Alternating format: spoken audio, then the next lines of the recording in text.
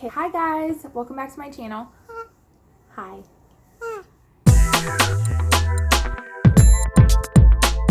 In today's video, I am going to be filming how we sleep trained Gracie, my daughter. I'm sure if you have watched any of our vlogs, you know that she is a great sleeper. Like if I say, do you want to go night-night? She will turn on her white noise and stand there waiting for me to just put her in her sleep sack and put her in her crib. And then she always takes one good nap a day and she sleeps great overnight, usually from like, we put her down at 7, she'll sleep till like 7:30 in the morning. And now she is 18 months old. It has not always been like that. Like, she didn't just come out as a great sleeper at all. We sleep trained her when she was 6 months old. The first 6 months were absolute hell. If you are in that phase with your baby, I am so sorry. I know it is so hard. I remember feeling like there was no light at the end of the tunnel. I felt like she would never sleep. I thought she would be 12 years old and I would still be rocking her in the middle of the night. Like, I just could not even fathom getting out of that. It just felt like permanent. Now that so long has passed, I think that I've almost forgotten how hard those first 6 months were. Like, you kind of block it out. I think that you have to convince yourself to have more kids. What are you doing over there? Because otherwise, you just don't. So, if you're in that phase with your baby, it does end. It does get better. You will get through this. I can remember like rocking her in the middle of the night and feeling like I was the only person awake on earth and that it was just so difficult. So with that being said, I'm going to tell you guys what we did with her, what those months were like for us. So if you're interested in watching, please continue to watch the rest of this video and I will tell you how we ended up with such a great sleeper. So I'm just going to jump right into talking about those first 6 months and what it was like for us. So in those first 6 months, when you come home from the hospital with the baby, of course, you know that those first 2 months like are going to be difficult. The first couple months, especially, like you usually have to wake them up every 3 hours to feed them and change them. They're waking up more on their own. Each time you wake them up, you have to burp them, which for us always would take forever. She was not easy to burp.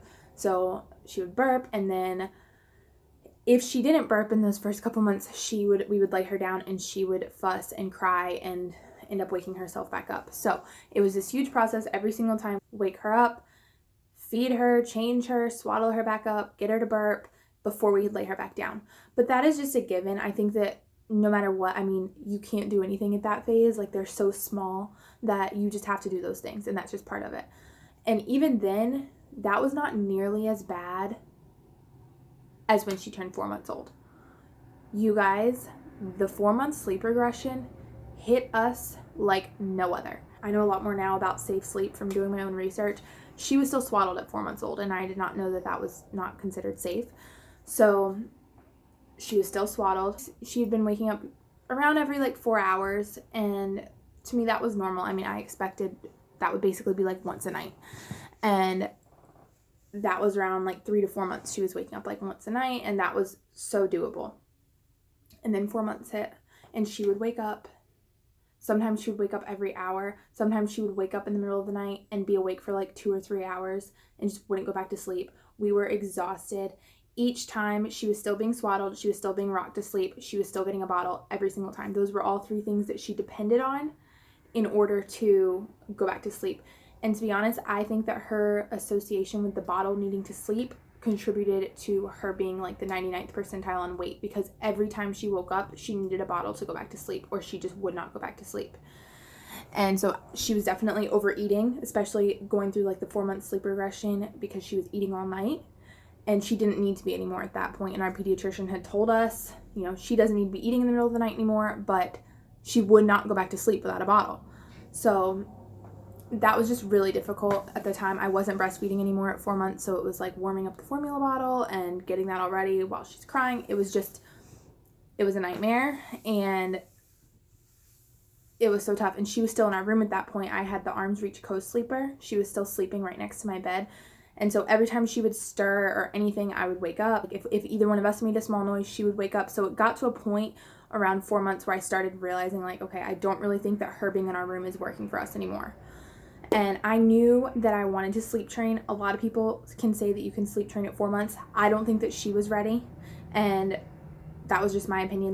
That didn't work for me. I wasn't ready. She wasn't ready. I knew that when I did sleep train, I needed to be 100% ready and committed, because I wasn't going to go through all these difficult things that you have to go through to sleep train for it to just be for nothing. I wasn't going to put her through it. I wasn't going to put me through it. So at 4 months old, I knew that before I could do any sleep training, I needed to get rid of these sleep crutches that she was so dependent on.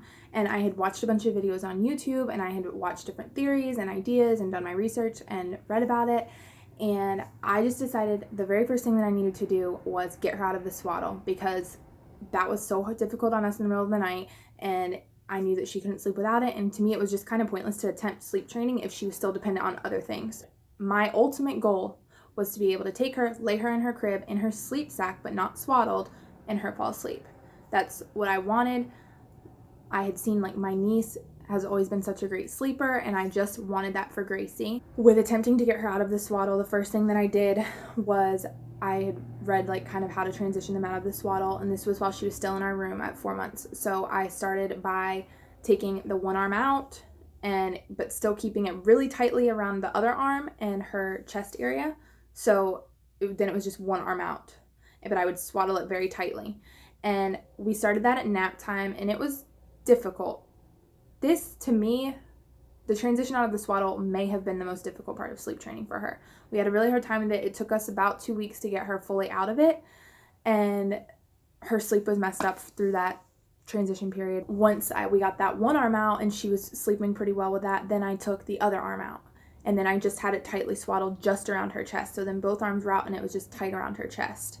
And then I just started loosening it. Like, each time she would go to sleep, I would just loosen it a little bit until finally it was just there. It wasn't even a swaddle, because it was like the Velcro swaddles that we were using at that point.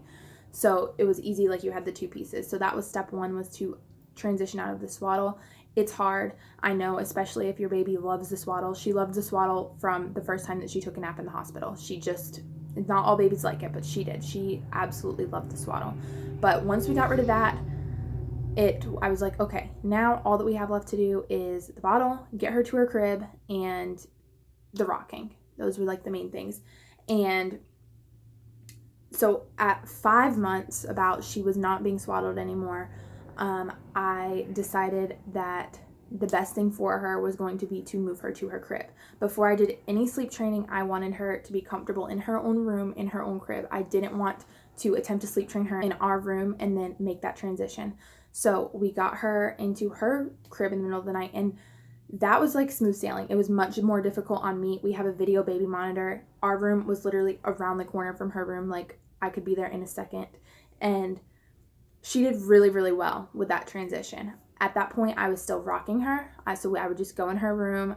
We'd move the glider into her bedroom with her crib, and I would just get her ready for bed and rock her with her bottle. And sometimes it would take 5 minutes, sometimes it would take an hour, but I was still doing that. Every time she'd wake up in the middle of the night, we would go in, give her the bottle, rock her back to sleep, and that's how we did it then until she was completely comfortable in her crib. We let her sleep in there for about a month before we did any sleep training. I don't think that she was ready until 6 months old.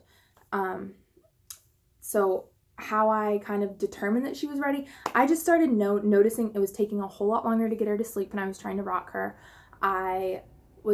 She was waking up a lot more, because the whole thing is they're waking up and they don't know how to put themselves back to sleep. So she was very fussy. She would just wake up and need us to go in there to get her back to sleep. She didn't know how to do it on her own. So I remember she had never fallen asleep without anything, like without the rocking or the bottle, ever. And one day I had been thinking, it was right before she turned 6 months old, I had thought, okay, I had been getting all the supplies together for how I wanted to sleep train. I decided what I thought would work best for our family.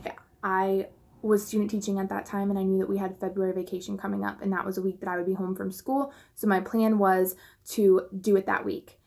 And the day before I planned on starting, she was laying on her play mat, and she was just like her little activity mat, and she fell asleep there. She never, ever, ever had fallen asleep without being rocked or with a bottle. And she fell asleep, and I was like, this is a sign that she's ready. She needs to be able to fall asleep on her own every time. That whole month, I mean, we were going in multiple times a night, sometimes for 3 hours even, rocking her in her room to get her to go back to sleep. Like, we just weren't sleeping. And I mean, this was 6 months after we had her. I had heard of babies, sleeping through the night by that point. And no, it's not ideal. You don't want to go through it. It's not fun. Nobody loves sleep training. But in my opinion, that's probably the best thing that I've ever done for her. So when we did the actual sleep training at 6 months, we started at bedtime. We did the Ferber Method. I will leave some links in the description box of things about the Ferber Method, but basically it's a modified cry it out. So you don't just put them in their crib and leave them there and never go back and check on them and just let them cry for hours and hours and hours. That's not what you do. That's not what this method was about. So it's basically the first night starts, you get them ready for bed, you lay them in their crib, and then you leave. You do it on like interval time. So that first time that I left the first night, we waited 3 minutes. We just left the room, and yes, she cried. She cried really hard, and it was heartbreaking, and I was sitting in the living room watching her on the baby monitor, making sure that she was safe, and it was breaking my heart. Those were like the longest minutes of my life, and it was so tough. But once that 3 minutes is up, you can go back in, you soothe them, you've rubbed their back, you tell them, I love you, I'm here, whatever you need to tell them, or shush them, let them know that you have not just put them in there and forgotten about them. And, you just soothe them for, I think I stayed in there for maybe 30 seconds, and then I left again. And then you wait 5 minutes. And again, it's horrible. It's awful. It's not fun. And if this is not the method for you, if something else worked for you, great. You go, girl. This is what worked for our family, and she's fine, and she loves me just the same. But those next 5 minutes, again, she cried, and then I'd go back in and I'd soothe her again, rub her back, never pick them up. You don't ever want to pick them up. Just rubbed her back, soothed her, let her know that we were there, and then left. And then this time it was for 7 minutes, and she fell asleep after the 7 minutes. It was like right at the 7 minutes, we were just about to go back in, and she fell asleep. So that's kind of how it worked for us. And then she fell asleep, and I was like, thank God. I had given her a bottle before bed just because I just wanted her to have the bottle. And that night, I believe she woke up one time, and we had to do the same thing in the middle of the night. The next day for naps were tricky for us. She had a really hard time because I was trying to do that at nap time. And to be honest, in the beginning, she wasn't really napping with this method. I was still practicing it during the daytime, doing the same thing. And she wouldn't even cry when I left. She would just like stay in her crib and play. And I would just let her stay in there for 45 minutes or so. And then I'd go back in and get her if she didn't sleep. Eventually, she got the hang of it at naps too. It just took her a few days. I think that a lot of the reason that she was like so upset at bedtime is because she was so tired by that point that she's already in an upset mood, and then she's not having these things. The second night, she cried for less than 5 minutes. I don't even think that we had to go in there one time. So, and then she slept through the night. And after that, you guys, it literally took us one night that was horrible. One night. And I know that not everybody's like that. I know that there are times, like most people, I'd say the majority of people, this will take you longer. I was completely committed to doing longer. I think that the reason that I think that she was just ready. I didn't try to force it on her early. It's just like potty training and other things. I didn't try to do it before she was ready just because it fit into my time schedule. I looked for signs and cues from her. For your child, it may be 6 months, it may be 9 months, it may be 12 months. Who knows? Who knows when it will be? You'll know it's when you're ready and your baby's ready. And then I think that that is just how it works better. I plan on with my future kids also waiting until 6 months. I just think they're really small in the first 6 months. I'm not judging you if you did it before that. That's totally your thing. Just for me, that's when I'm comfortable with it. And honestly, since then, she has been the best sleeper. I never did a nightlight. She does have her white noise. I never did a nightlight. I always kept the lights off in there because I heard they're so young, they don't know to be scared of the dark. But once they become dependent on a nightlight, then that's when they're scared if there's no light. So we never did nightlights. We never did any of that. She just sleeps in a dark room.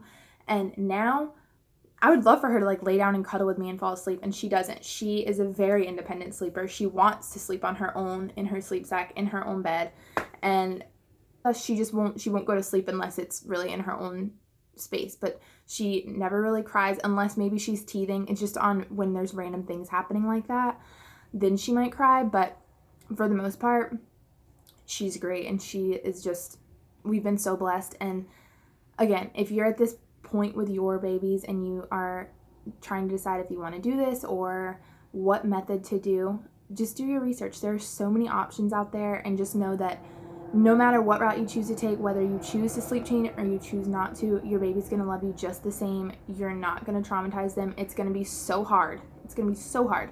But have you ever heard of a 5-year-old like asking their mom, why did you sleep train me? It just doesn't happen. I mean, you have to think about you and what's best for you. And personally, I was a better mother once I started sleeping better. I was more patient. I just needed sleep. I was so exhausted. There's no exhaustion like it.